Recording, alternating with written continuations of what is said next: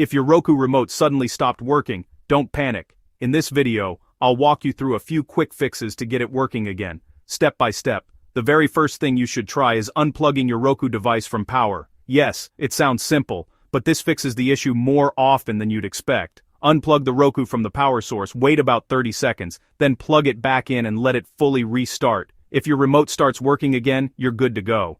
If that didn't work, let's reset the remote itself. Take the back cover off your Roku remote, remove the batteries, wait around 30 seconds, then put the batteries back in. This quick reset often helps the remote reconnect to the Roku automatically. Now, check inside the battery compartment. If you see a pairing button, follow these steps. First, remove the batteries from the remote. Next, turn on your TV and Roku device. Then, put the batteries back into the remote and then press and hold the pairing button.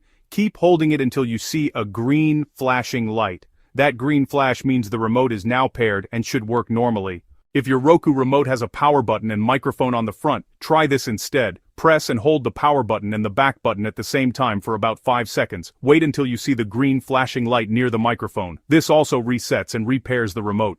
If your Roku remote doesn't have a pairing button and no home or back button, just remove the batteries, wait 30 seconds, then put them back in. In many cases, the remote will automatically reconnect to the TV. If the remote still isn't working, make sure you're using fresh batteries. Next, check for stuck buttons. Dirt or debris under a button can cause it to stay pressed, which prevents other buttons from working. To fix this, first, remove the batteries, then tap the remote firmly into the palm of your hand a few times, and press every button firmly one by one 2 or 3 times. Put the batteries back in and pair the remote again if needed. That should fix most Roku remote issues. If this helped, don't forget to like the video and subscribe for more quick tech fixes.